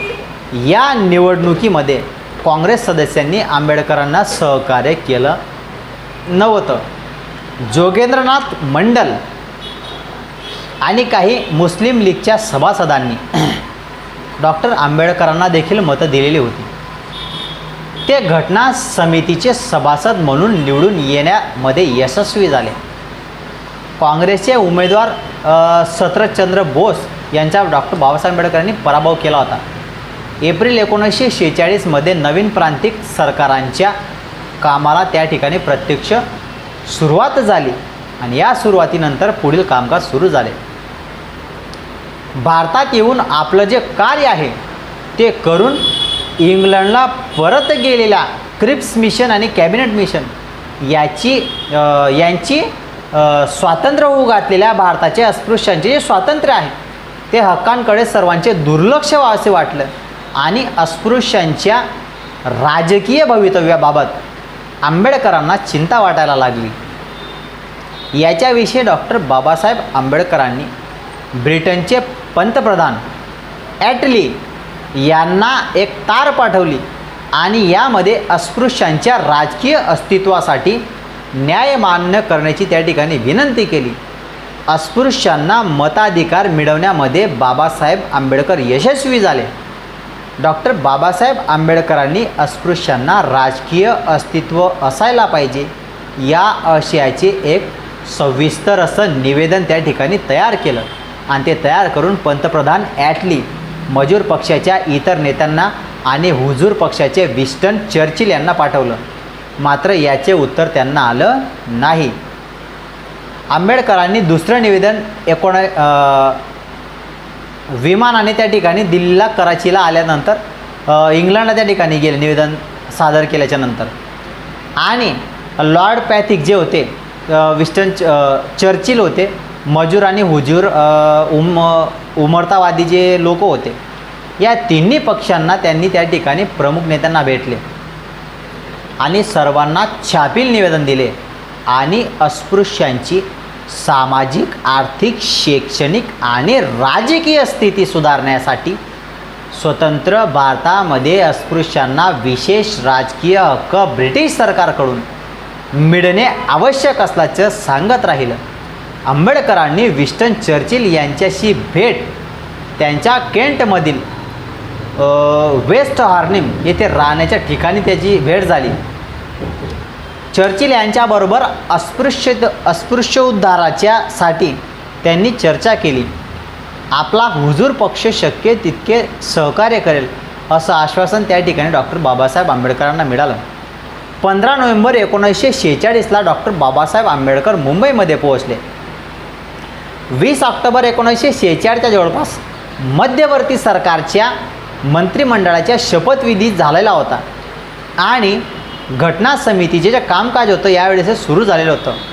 डॉक्टर बाबासाहेब आंबेडकरांनी याच्यामध्ये सहभाग घेतला. घटना समितीच्या 10 डिसेंबर 1946च्या बैठकमध्ये डॉक्टर राजेंद्र प्रसाद यांची घटना समितीचे अध्यक्ष म्हणून निवड करण्यात आली. 11 डिसेंबरपासून घटना समितीच्या मूळ बैठका त्या ठिकाणी सुरू झाला. 13 डिसेंबर 1946च्या जवळपास घटना समितीच्या बैठकीमध्ये घटना समितीच्या कार्याचे ध्येय साध्य करण्याचा उठाव जो आहे तो ठराव साध्य करून पंतप्रधान जवाहरलाल नेहरू यांनी या ठिकाणी मांडलेला दिसून येतो. नेहरूंचा जो ठराव आहे तो मान्य करण्यात आला.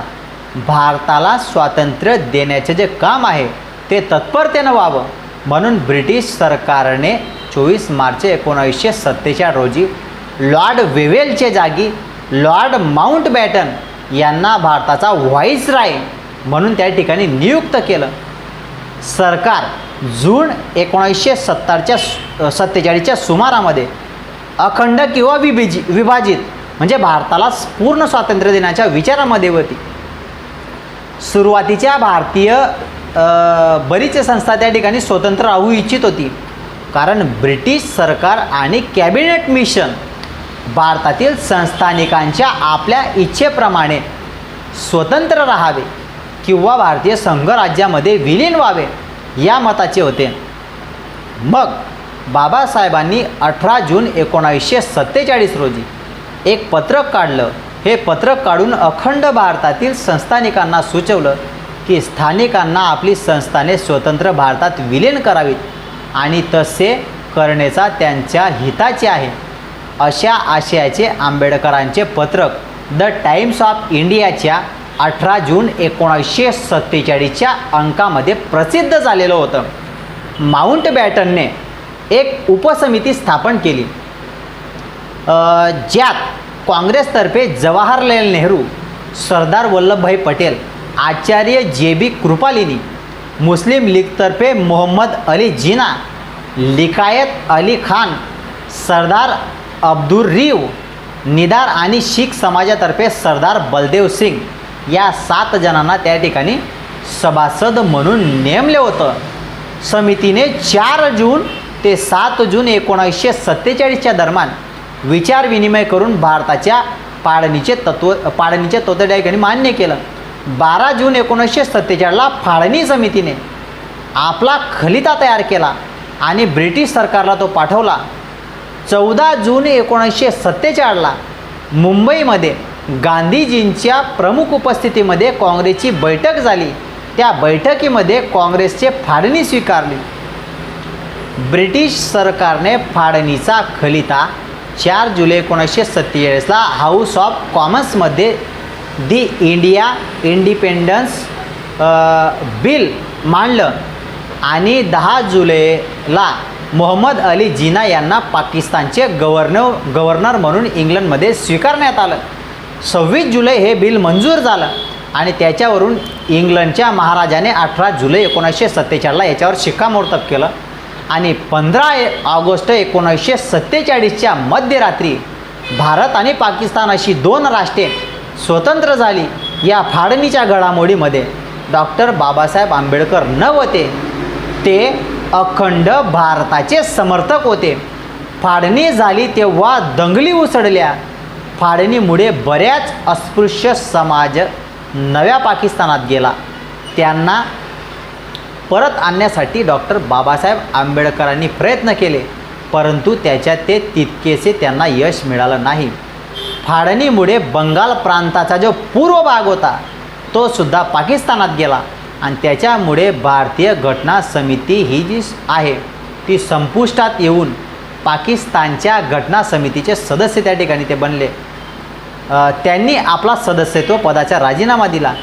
विभाजित भारताचा भाग असलेला पश्चिम बंगाल जो आहे हा कायदेमंडळातर्फे घटना समितीचे सदस्य होण्यासाठी त्या ठिकाणी प्रयत्न करू लागले. मात्र त्यावेळेस काँग्रेस पक्षाने आंबेडकरांना घटना समितीचे सभासद म्हणून निवडून देण्याचा निर्णय घेतला. पूर्वी घटना समितीच्या बैठकांच्या मध्ये डॉक्टर बाबासाहेब आंबेडकरांनी जी भाषणे केली त्याच्यावरून त्यांचे कायदा आणि संविधान या विषयावर प्रभुत्व, बुद्धिमत्ता, दूरदृष्टी, देशप्रेम, विविध विषयांमध्ये सखोल ज्ञान या विषयांची जाणीव पंडित नेहरू, सरदार पटेल, राजेंद्र प्रसाद यांच्यासह संविधान सभेतील सर्व सदस्यांना झाली होती. त्याच्यामुळे भारताचे संविधान तयार करण्यासाठी त्या ठिकाणी आंबेडकरांचे सहकार्य त्या ठिकाणी घेणं अत्यंत महत्त्वाचं आहे असं त्यांना वाटलं. मित्रांनो, बंगालच्या फाळणीमुळे डॉक्टर बाबासाहेब आंबेडकरांचे जे सदस्यत्व आहे ते सदस्यत्व संपणार होतं. त्याच्यामुळे मुंबई प्रांतातून 1947च्या जुलैमध्ये डॉक्टर बाबासाहेब आंबेडकर घटना परिषदेचे सदस्य म्हणून बिनविरोध निवडून येतील अशी व्यवस्था काँग्रेसने केली होती. त्याच्यामुळे बाबासाहेब आंबेडकरांना घटना परिषदेचे सदस्य म्हणून बंगालमधून निवडून आल्याच्या नंतर 9 डिसेंबर 1946ला परिषदेची पहिली सभा भरण्यापूर्वी काँग्रेसचे जे नेते आहेत बाबासाहेब आंबेडकरांनी घटना परिषदेमध्ये पूर्ण सहकार्य करावे यासाठी त्या ठिकाणी प्रयत्न करू लागले. यासाठी बॅरिस्टर जयंकर होते यांनी राजीनामा देऊन मुंबईमध्ये प्रांतातून रिकाम्या केलेल्या जागेवर डॉक्टर बाबासाहेब आंबेडकरांना निवडून आणावे असे डॉक्टर राजेंद्र प्रसादांनी मुंबई प्रांताचे मुख्यमंत्री बाळासाहेब खेर यांनी 30 जून 1947ला पत्र पाठवलं आणि कळवलं. डॉक्टर राजेंद्र प्रसाद म्हणाले की अन्य कोणतेही कारण विचारात घेतले तरी घटना परिषदेतील आणि तिच्या विविध समित्यातील डॉक्टर बाबासाहेबांची कामगिरी इतकी उच्च प्रतीची आहे की त्यांच्या सेवेला आपण मुकू नये असं मला वाटतं. 14 जुलै 1947 पासून घटना परिषदेचे नवे सत्र सुरू होत आहे. या सत्रामध्ये डॉक्टर आंबेडकर उपस्थित राहावेत अशी माझी तीव्र इच्छा आहे. म्हणून मुंबई प्रांतातून तुम्ही डॉक्टर बाबासाहेब आंबेडकरांना निवडून द्यावे अशी विनंती केली. घटना समितीवर निवडून आल्यानंतर तिचे सभासद म्हणून समितीच्या नोंदवहीमध्ये जुलै 1947 रोजी आंबेडकरांनी स्वाक्षरी केली. याचसोबत पंतप्रधान नेहरू आणि उपपंतप्रधान पटेल भारताच्या मंत्रिमंडळामध्ये डॉक्टर बाबासाहेब आंबेडकर यांना स्थान दिले आणि त्यांच्याकडे कायदा व न्याय ही खात्याची जबाबदारी सोपवण्यात आली. डॉक्टर बाबासाहेब आंबेडकर स्वतंत्र भारताचे पहिले कायदा मंत्री आणि न्यायमंत्री राहून चुकलेले आहेत. 20 ऑगस्ट 1947 रोजी संविधान सभेच्या अध्यक्षांनी स्वतंत्र भारताच्या कायदा आणि संबंधित सर्व कायदेशीर गोष्टींचा विचार करण्यासाठी एक एल्गार समिती नेमली. डॉक्टर बाबासाहेब आंबेडकर, जी.व्ही. माळवणकर होते, पुरुषोत्तमदास टंडन, गोपालस्वामी अय्यंगार, बिधनचंद्र लाल मित्र, अल्लादी कृष्णस्वामी अय्यर आणि हुसेन इमाम अशी या समितीच्या सभासदांची नावे आहेत. भारतीय घटना समितीने एकूण 22 समित्या स्थापन केल्या होत्या. त्यातील 12 समित्या या विशेष कामकाजासाठी म्हणजेच राज्य घटना कामकाज समिती म्हणून होत्या, तर इतर 10 समित्या या कार्यपद्धतीशी निगडीत होत्या. 29 ऑगस्ट 1947ला जेव्हा संविधान सभेने एक ठराव पास केला, हा ठराव पास करून भारतीय संविधानाचा मसुदा तयार करण्यासाठी एक समिती तयार केली. घटना समित्यांमध्ये मसुदा समिती ही सर्वात महत्त्वाची समिती होती आणि राज्यघटनेमध्ये निर्मिती करण्यासाठी ही समिती महत्त्वाची होती. या समितीची महत्त्वाची जबाबदारी होती. विधिमंत्री डॉक्टर बाबासाहेब आंबेडकर हे मसुदा समितीचे अध्यक्ष होते. इतर 6 जण हे सदस्य होते. मसुदा समितीचे सदस्य म्हणून अल्लादी कृष्णस्वामी अय्यंगार, डॉक्टर कन्हैयालाल मुंशी, गोपाळस्वामी अय्यंगार, मोहम्मद सादुल्ला, टी.डी. कृष्ण रामचरी म्हणजे डी.पी. खेतान यांच्या मृत्यूनंतर त्यांची नियुक्ती होती. N Madhav Rau, B M. मित्तर यांनी राजीनामा दिला होता, त्याच्यानंतर त्यांची नियुक्ती झाली. यांनी काम पाहिलं होतं, हेही आम्हाला लक्षात घ्यायला पाहिजे. म्हणून डॉक्टर बाबासाहेब आंबेडकरांना कायद्याचे आणि राज्यघटनेचे सखोल असं ज्ञान होते. त्यांनी England, America, Canada, Australia, France, Germany, Ireland याच्यासारख्या सुमारे 60 देशांच्या राज्यघटनांचा सखोल असा अभ्यास केला होता. तसेच त्यांनी कायदाविषयक महत्त्वपूर्ण ग्रंथांचा बारकाईने अभ्यास केला होता. संविधान निर्मितीच्या कामासाठी आंबेडकरांना सुरुवातीच्या बौद्ध संघाच्या पद्धतींचे आणि अन्य बौद्ध ग्रंथाचे जे अध्ययन आहे ते सुद्धा त्यांना त्यावेळेस कामी आलं होतं.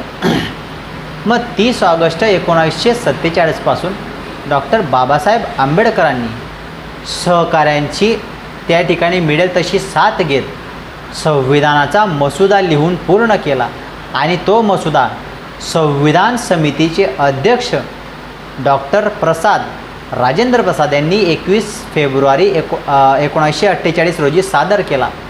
मसुदारूपी ती घटना स्वतंत्र उद्देशाने भारताच्या लोकांचे मत आजमावण्याच्या उद्देशाने देशासमोर ठेवण्यात आली.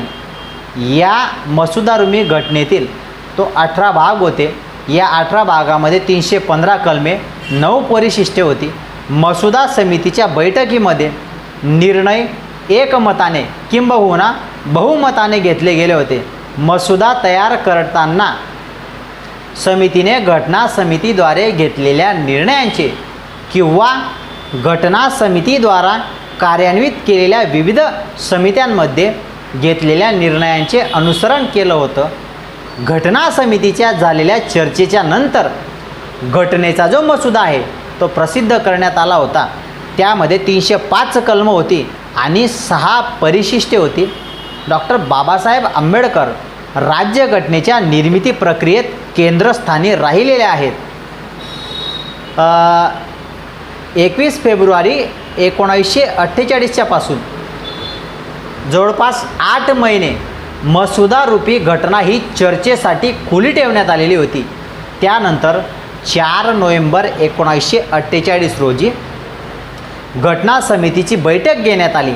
या बैठकीमध्ये राजेंद्र प्रसादांनी जाहीर केलं की डॉक्टर बाबासाहेब आंबेडकर आज घटना समितीपुढे घटनाचा मसुदा सादर करतील. घटना समितीचे सभासद 2 दिवस पूर्वी मसुदा रूप घटनेवर आपले विचार व्यक्त करू देतील आणि दुरुस्त्या पण सुचवतील.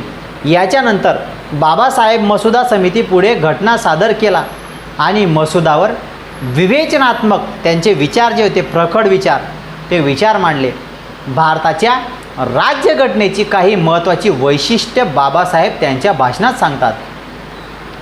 घटना समितीने ही घटना वेगळ्या वेगळ्या समित्या नियुक्त केलेल्या होत्या. या सर्व समित्यांची जी घटना आहे ती समितीला आपले अहवाल सादर करीत होती. घटना समिती त्या त्या अहवालांचे आधारे काही निर्णय घेत होती आणि ते निर्णयसुद्धा समितीला कळवत होती. मसुदा समितीने ते निर्णय आणि भारत सरकार 1935चा कायदा विचारात घेऊन राज्यघटना तयार करीत होती, असे आपल्या भाषणामध्ये सुरुवातीला डॉक्टर बाबासाहेब आंबेडकर यांनी सांगितलं. मग मसुदा रूपी जी घटना आहे ती 315 कलमांची आणि 8 परिशिष्टांची आहे. मसुदा रूपी घटनेमध्ये भारतीय संघराज्याचा मुख्य अधिकारी म्हणून एक पद आहे. ज्या भारतीय संघराज्याचा अध्यक्ष असे, म्हणजे त्याला राष्ट्रपती आपण असं म्हणतो, असे असले तरी या घटनेमध्ये अमेरिकेसारखे अध्यक्षीय पद्धतीने सरकार स्वीकारलेले नाही, तर संसदीय पद्धतीने सरकार घटनेमध्ये स्वीकारले आहे. म्हणून राष्ट्रपती भारत देशावर राज्य करणार नाही, तर तो केंद्रीय मंत्रिमंडळाच्या सल्ल्यानेच कार्य करणार आहे. संसदेमध्ये बहुमताचे जे प्रभुत्व आहे, मंत्री संसदेचे सदस्य आहेत. मसुदारूपी घटना हे संघराज्यात्मक किंवा संघराज्यात्मक आणि एकात्मकही आहे. त्याच्यामधील लोकशाही पद्धतीला ते प्राधान्य देतात. संविधान सभेमध्ये भाषणाचा समारोप करताना बाबासाहेब म्हणाले की राज्यघटना कितीही चांगली असली, परंतु ती अंमलात आणणारे लोक जर चांगले नसतील तर त्या राज्यघटनेचे मातोरे होते. मात्र राज्यघटना कितीही वाईट असली आणि ती राबवणारे लोक जर चांगले असतील तर मात्र ती राज्यघटना निसंशय ही चांगली ठरते. संविधान सभेचे अध्यक्ष राजेंद्र प्रसाद हे सुद्धा नागरी सेवेचे महत्त्व विशद करताना म्हटले की राज्यघटनेमध्ये काही असेल अथवा नसेल, राज्यघटना ही सांगो अथवा न सांगो, देशाचे कल्याण, या देशाचे शासन प्रशासन कोणत्या आधारे केले जाते यावर अवलंबून राहील. आणि शाळा प्रशासन हे जे चालवणारे लोक कोण आहेत, कसे आहेत, त्यावर अधिक जे आहे त्याच्यावर अवलंबून राहील. 4 नोव्हेंबर 1948 रोजी डॉक्टर आंबेडकरांनी आपल्या भाषणामध्ये देशहिताची, राज्यहिताची आणि जनहिताची वैशिष्ट्ये सांगितली. त्याच्यावर प्रभावित होऊन घटना समितीने अनेक सभासदांनी 5 नोव्हेंबर 1948 रोजी जी बैठक झाली, घटनाकार त्या ठिकाणी डॉक्टर बाबासाहेब आंबेडकर यांची प्रशंसा करणारी मतं त्या ठिकाणी व्यक्त केली. संविधान सभेमध्ये मसुदा समितीचे सदस्य टी कृष्णचारी हे सांगतात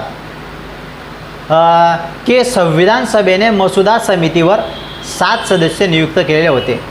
त्यापैकी एकाने सभागृह जे आहे या सभागृहाचा राजीनामा दिला होता, त्याची जागा दुसऱ्याने घेतली.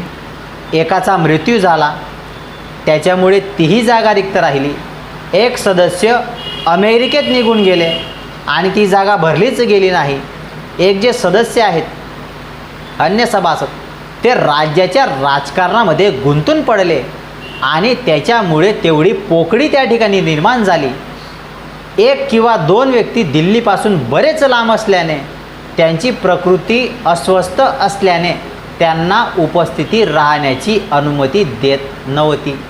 म्हणून सरतेशेवटी असं घडलं की संविधानाचा जो मसुदा आहे ते तयार करण्याचं उत्तरदायित्व एकट्या आणि एकट्या विश्वरत्न भारतरत्न डॉक्टर बाबासाहेब आंबेडकर यांच्यावर आले आणि कदाचित सभागृहाला या वास्तवाची जाणीव असावी म्हणून डॉक्टर बाबासाहेब आंबेडकरांनी ही जबाबदारी, हे कार्य अत्यंत योग्यप्रमाणे पार पाडले, यात मला तीड मात्र शंका नाही.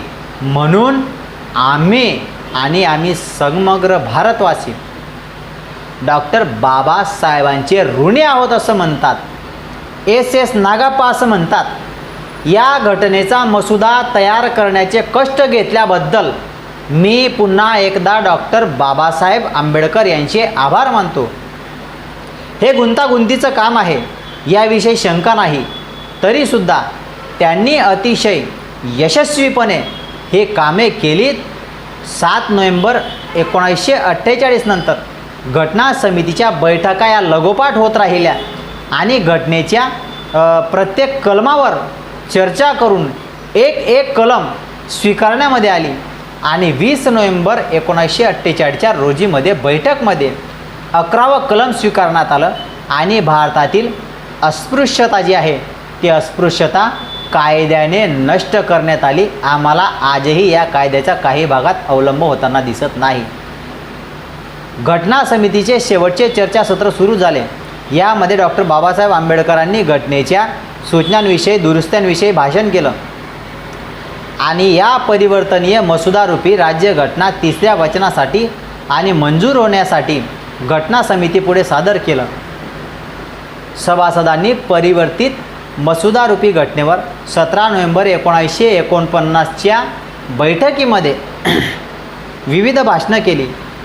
यावेळीही बऱ्याच सभासदांनी त्या ठिकाणी घटना तयार करण्यासाठी घेतलेल्या परिश्रमांमुळे डॉक्टर बाबासाहेब आंबेडकरांची प्रशंसा केली आणि 25 नोव्हेंबर 1949 रोजी राज्यघटनेचे शिल्पकार भारताचे त्या ठिकाणी भारतरत्न डॉक्टर बाबासाहेब आंबेडकर संविधान सभेमध्ये आपले उद्बोधक आणि ऐतिहासिक भाषण दिले.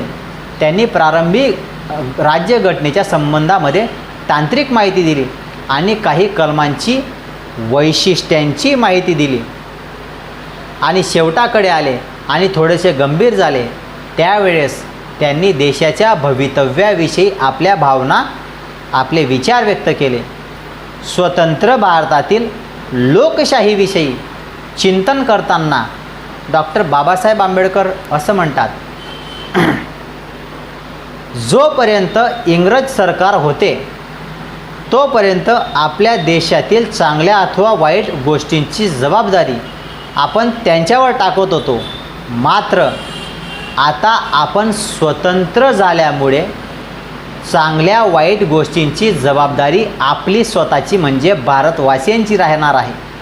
त्याच्यामुळे आपल्याला आता अधिक जबाबदारीने वागावं लागणार आहे.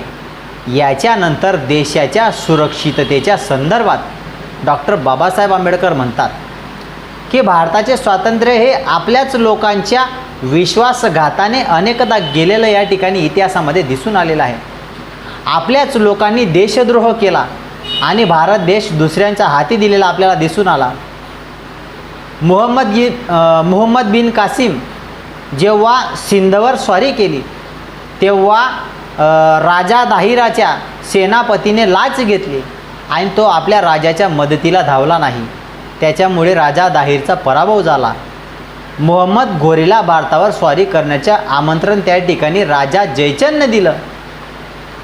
छत्रपती शिवाजी महाराज हे आपल्या भारताच्या स्वराज्यासाठी लढत होते. तेव्हा तर इतर मराठे सरदार हे शिवाजी महाराजांच्या विरोधात लढत राहिले. आता पुन्हा तसेच होणार नाही ना, याची मला चिंता वाटते. जर राजकीय नेत्यांनी आपल्या आपल्या पक्षाचे मत हे राष्ट्रहितापेक्षा श्रेष्ठ मानले तर भारताचे स्वातंत्र्य पुन्हा धोक्यात येईल. असं झालं तर पुन्हा स्वातंत्र्य मिळणं अशक्यच होऊन राहील. यासाठी रक्ताच्या शेवटाच्या थेंबापर्यंत आपण आपल्या हक्कांच्यासाठी लढलं पाहिजे. मी हिंदू, मी मुस्लिम, मी ख्रिश्चन, मी शीख, मी जैन, मी बौद्ध यांना दुय्यमत्व देऊन मी प्रथमतः भारतीय आणि मी अंतिमतः भारतीयच आहे असं आपण मानलं पाहिजे असे गौरवोद्गार बाबासाहेब करतात. आणि 26 नोव्हेंबर घटना समितीच्या बैठकीमध्ये डॉक्टर राजेंद्र प्रसाद हे आपल्या भाषण सांगितले की स्वतंत्र भारताची राज्यघटना तयार करण्यासाठी जी मसुदा समिती नियुक्त करण्यात आली होती तिचे सभासद आणि प्रामुख्याने तिचे अध्यक्ष डॉक्टर बाबासाहेब आंबेडकर यांची निवड करण्याचा घटना समितीचा निर्णय अगदी अचूक होता आणि डॉक्टर बाबासाहेब आंबेडकरांनी उत्कृष्ट राज्यघटनेची निर्मिती करून तो निर्णय हा सार्थकी लावला, सिद्ध केला. डॉक्टर बाबासाहेब आंबेडकर भारतीय राज्यघटनेचे शिल्पकार आणि जगातले एक श्रेष्ठ घटनाकार म्हणून ओळखले जाऊ लागले. मी बुद्धांचा धम्म सर्वोत्तम मानतो. त्याची कोणत्याही धर्माशी तुलना केली जाऊ शकत नाही. विज्ञान मानणाऱ्या आधुनिक माणसाला जर कोणता धर्म आवश्यक वाटत असेल तर तो फक्त एक धर्म आहे, तो म्हणजे बौद्ध धम्म. मी गेली 30 वर्षे सर्व धर्माचा अभ्यास करून या निष्कर्षाप्रती आलो आहे की बौद्ध धर्म हा जगातील सर्वश्रेष्ठ धर्म आहे असं डॉक्टर बाबासाहेब आंबेडकर म्हणतात. डॉक्टर बाबासाहेब आंबेडकर भगवान बुद्ध आणि त्यांच्या धम्म प्रस्तावनेमधून 6 मार्च 1956ला आंबेडकरांनी हिंदू धर्मामध्ये सुधारणा करण्याचा त्या ठिकाणी प्रयत्न केला, परंतु हिंदू धर्माची मानसिकता बदलण्यामध्ये त्यांना अपयश आलं आणि हिंदू धर्मामध्ये राहून अस्पृश्यांची आर्थिक स्थिती आणि सामाजिक दर्जा हा सुधारणार नाही असं त्यांचं मत झालं. याची जाणीव त्यांना झाली. तसंच अस्पृश्य हे हिंदूंच्या सामाजिक आणि धार्मिक गुलामगिरीतून कधीही मुक्त होणार नाहीत असं त्यांना जाणवलं.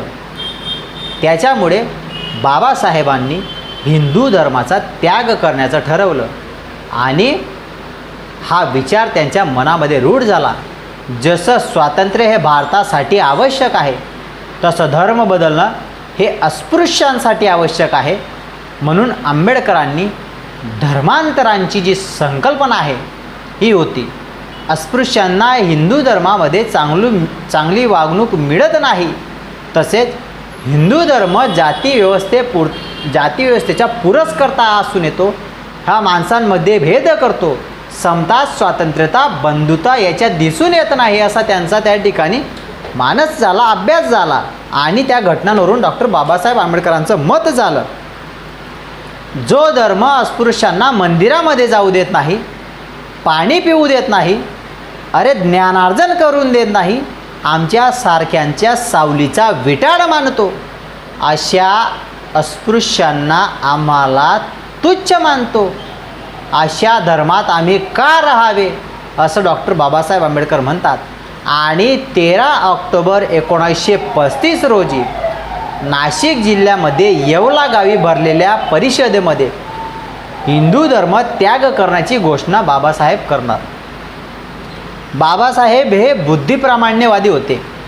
इसवी सन 1935च्या आपल्या धर्मांतरांच्या घोषणेनंतर 21 वर्ष जगातील विविध प्रमुख धर्मांचा अभ्यास त्या ठिकाणी त्यांनी केला.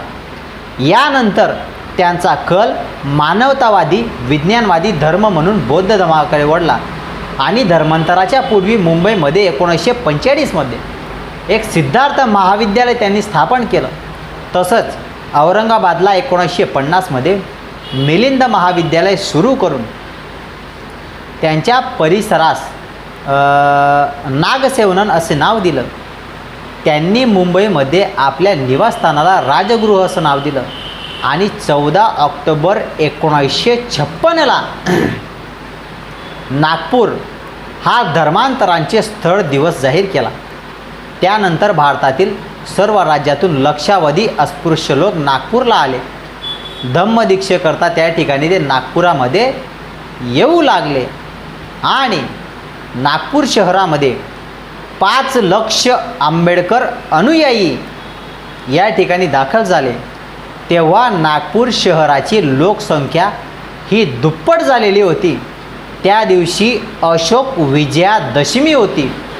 सम्राट अशोक यांनी बौद्ध धम्माचा याच दिवशी स्वीकार केलेला होता. हे शपथग्रहण सकाळी 9 वाजल्याच्या जवळपास झाले आणि या शपथविधीसाठी श्रीलंकेचे बौद्ध भिक्खू महास्थिवीर चंद्रमणी यांचेकडून डॉक्टर बाबासाहेब आंबेडकर आणि सविता आंबेडकर यांनी त्रिसरण पंचशील ग्रहण करून धम्मदीक्षा घेतली. त्यानंतर नवदीक्षित बौद्ध आंबेडकरांनी स्वतः आपल्या सुमारे 5 लाख अनुयायांना त्रिसरण पंचशील आणि 22 प्रतिज्ञा देऊन बौद्ध धम्माची दीक्षा घेतली. डॉक्टर बाबासाहेब आंबेडकरांनी 15 ऑक्टोबर रोजी 3 लाख अनुयायांना या ठिकाणी दीक्षा दिली आणि चंद्रपूर येथे 16 ऑक्टोबर रोजी 3 लाख लोकांना त्या ठिकाणी बौद्ध धम्माची दीक्षा दिली. तसेच अकोला येथे 500 लोकांनी बौद्ध धम्माची दीक्षा घेतली. त्यानंतर पुढच्या 3 दिवसामध्ये 10 लाखांपेक्षा अधिक लोकांना त्यांनी बौद्ध धम्माची दीक्षा देऊन जगातील बौद्धांची संख्या 10 लाखांनी वाढवली. मार्च 1959च्या अहवालानुसार देशामध्ये 1.5 ते 2 कोटी अस्पृश्यांनी बौद्ध धम्म स्वीकारला. बाबासाहेबांनी धम्मदीक्षेसाठी अजब बंगला बांधला. वस्तू संग्रहालयातील बुद्ध मूर्ती मध्य प्रदेशाचे तत्कालीन मुख्यमंत्री तथा काँग्रेसचे तत्कालीन नेते रविशंकर शुक्ला यांच्याकडून त्यांनी ती मूर्ती मागवलेली होती. लक्षावधी अनुयायांसह आंबेडकरांनी बौद्ध धम्म स्वीकारल्यावर बौद्ध धम्माचे पुनरुज्जीवन झाले. त्यांचे धर्मांतर जगातील एक मोठे सामूहिक धर्मांतरण होतं. आंबेडकरांना बौद्ध धर्माचे प्रवर्तक तसेच बौद्ध धर्माचे पुनरुज्जीवक असं म्हटलं जायला लागू लागलं. महापरिनिर्वाणापर्यंत डॉक्टर बाबासाहेब आंबेडकरांनी 30 लाखांपेक्षा जास्त लोकांना बौद्ध धम्मामध्ये सामील केलं होतं. सम्राट अशोकांनंतर बौद्ध धर्माचे प्रसार करण्याचे कार्य आंबेडकरांएवढं कोणत्याही भारतीयाने केलेलं नाही. डॉक्टर बाबासाहेब आंबेडकर यांच्या व्यक्तिमत्त्वाचे आणि कर्तृत्वाचे मूल्यांकन करताना जगातील अनेक विद्वानांनी त्यांना या शतकातील युगप्रवर्तक असं संबोधलं आहे. या काळामध्ये बंगालचा गव्हर्नर रिचर्ड कॅसे असं म्हणतो की डॉक्टर बाबासाहेब आंबेडकर हे बुद्धिमत्तेचा आणि ज्ञानाचा मूळ झरा आहेत. तर त्यांना बुद्ध धम्माची दीक्षा देणारे महास्थिवीर भदंत चंद्रमणी त्यांना या युगातील भगवान बुद्ध असं संबोधतात. डॉक्टर बालचंद्र मुगनेकर असं म्हणतात की 20व्या शतकावर महात्मा गांधीच्या निर्विवाद प्रभाव होता. तर प्रचंड विद्वत्ता ताकद आणि विचार प्रवर्तक योगदानामुळे डॉक्टर बाबासाहेब आंबेडकरांनी 21वे शतक गाजवलं. नरेंद्र जाधव असं म्हणतात की महात्मा गांधी हे भारताचे राष्ट्रपिता होते, परंतु डॉक्टर बाबासाहेब आंबेडकर हे प्रजासत्ताक भारताचे राष्ट्रपिता होते. असे अनेक त्या ठिकाणी विद्वान भारतरत्न डॉक्टर बाबासाहेब आंबेडकर यांच्याविषयी गौरवोद्गार करतात. बाबासाहेब आंबेडकर प्रतिकार आणि सामाजिक प्रबोधनाचे एक नवीन प्रतीक त्या ठिकाणी ठरून आले. मित्रांनो, या ठिकाणी मला डॉक्टर बाबासाहेब आंबेडकरांची सामाजिक राजकीय सुधारक म्हणून आधुनिक भारतावर त्या ठिकाणी मोठा प्रभाव होता हे सुद्धा सांगणं आवश्यक वाटतं. स्वातंत्र्योत्तर काळामध्ये भारतातील त्यांच्या सामाजिक राजकीय विचारांच्या राजकारणामध्ये आदर आहे. त्यांच्या पुढाकाराच्या जीवनाच्या विविध क्षेत्रामध्ये परिणाम झालेला आहे आणि आज भारताची सामाजिक, आर्थिक आणि कायदेशीर प्रोत्साहनांच्याद्वारे सामाजिक आर्थिक जे धोरणं आहेत, शिक्षण आणि सकारात्मक कृती पाहता भारताचा दृष्टिकोन हा बदललेला आहे. स्वतंत्र भारताचे प्रथम कायदामंत्री म्हणून त्यांची नियुक्ती झाली आणि संविधानाचा मसुदा तयार करण्याचे समितीचे ते अध्यक्ष झाले. त्यांनी वैयक्तिक स्वातंत्र्यावर पूर्णपणे विश्वास ठेवला आणि जातीरहित समाजाचा पुरस्कार केला. जाती व्यवस्थेवर केलेल्या त्यांच्या विधानांची त्यांना सनातनी, विवादास्पद आणि अलोकप्रिय बनवलं होतं. तथापि दलित आणि दलितोत्तर हिंदू समाजावरही त्यांच्या विचारांचा आणि कार्याचा प्रभाव पडलेला दिसून येतो. बौद्ध धर्मामध्ये धर्मांतरण केल्यानंतर भारतामध्ये आणि परदेशामध्ये बौद्ध तत्त्वज्ञानाच्या अभिव्यक्तीमध्ये पुनरुज्जीवन घडून आलं.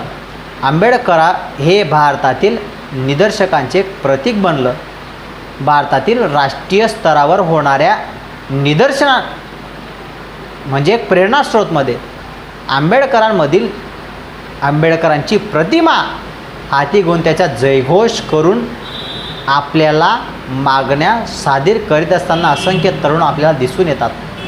प्रामुख्याने दलितांचे ते त्या ठिकाणी प्रतीक समजले जाणारे आंबेडकर इतर मागासवर्गीय समाजांचे म्हणजेच OBC यांचं देखील प्रतीक बनलेले आहेत.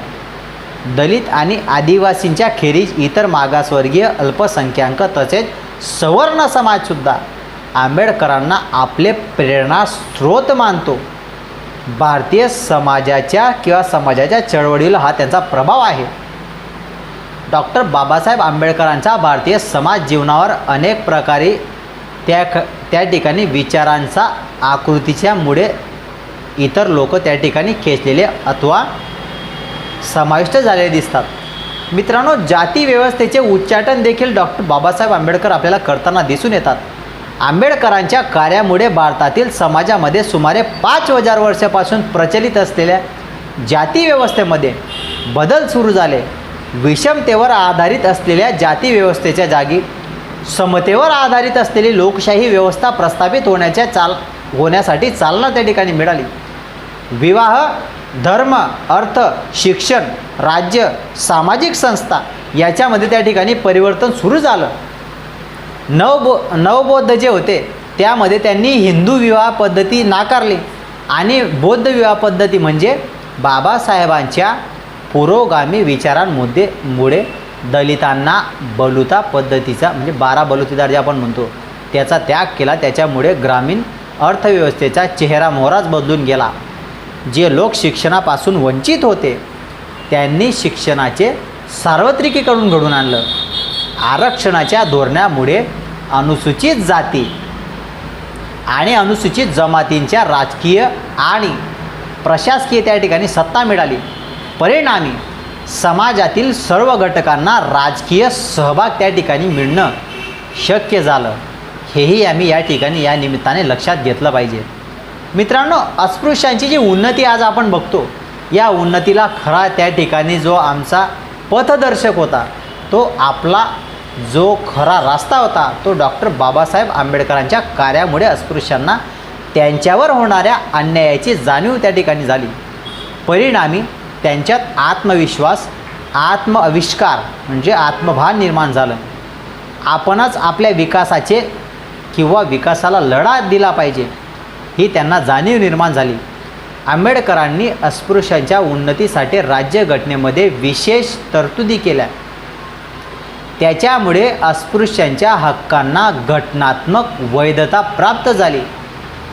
भारत सरकारच्या विविध समाज कल्याणकार्यासाठी योजनांचे मोठे श्रेय हे डॉक्टर बाबासाहेब आंबेडकरांच्या कार्याला जातं. डॉक्टर बाबासाहेब आंबेडकरांच्या प्रयत्नामुळे अस्पृश्यांना शिक्षण संस्था, कायदे मंडळ, पंचायत राज व्यवस्था, सरकारी नोकऱ्या इत्यादीमध्ये आरक्षण मिळालं. याचा परिणाम म्हणून अस्पृश्यांमध्ये ऊर्ध्वगामी सामाजिक गतिशीलतेला चालना मिळालेली आपल्याला दिसून येते. मित्रांनो, या ठिकाणी डॉक्टर बाबासाहेब आंबेडकर यांच्याविषयी आजच्या या प्रबोधनाच्या सत्रातून तुर्तास एवढीच माहिती. येणाऱ्या व्हिडिओमध्ये आपण अशा अनेक महापुरुषांचे जीवनचरित्र, त्यांच्यासाठी असणारं समाजोपयोगी कार्य आणि आजच्या तरुणांनी ते अंगीकारून समाज एकोप्यासाठी आम्ही कसं वागलं पाहिजे यावर अधिक माहिती घेऊन येईल. तुर्तास आपण भारतीय संविधानाप्रती किती जागृत आहोत, आम्ही संविधान अभ्यासलं आहे का, यावर आम्ही स्वयंचिंतन करणं आवश्यक आहे. डॉक्टर बाबासाहेब आंबेडकरांविषयी आजची तथाकथित स्वयंघोषित तत्त्वज्ञानी मुलं किंवा स्वयंघोषित अपूर्ण बुद्धिजीवी लोक जे म्हणतात की बाबासाहेबांनी संविधान इकडून तिकडून कॉपी पेस्ट करून आणलेलं आहे, तर त्यांनी सर्वप्रथम मला असं म्हणायचं आहे की आपण सर्वप्रथम राज्यघटनेची उद्देशिका वाचावी, भारताच्या संविधानाची उद्देशिका वाचावी. त्या उद्देशिकेमध्ये संविधानाचा सार आहे, पूर्ण कलम अभ्यासावे, प्रक्रिया जाणून घ्याव्यात आणि त्यानंतर आपल्या भारतीय घटनेवर कोणतीही प्रतिक्रिया द्यावी. उगाच लिंबाच्या झाडाला बाभडीचे काटे लावण्यात अर्थ नसतो अशी म्हण आहे. म्हणून आम्ही घटनेचा अभ्यास न करताच घटनेने दिलेल्या अधिकाराच्या विरोधात जाऊन आपल्याच घटनेचा अनादर करणे हेही आजच्या काळात योग्य नाही असं मला वाटतं. तुर्तास एवढीच माहिती. धन्यवाद.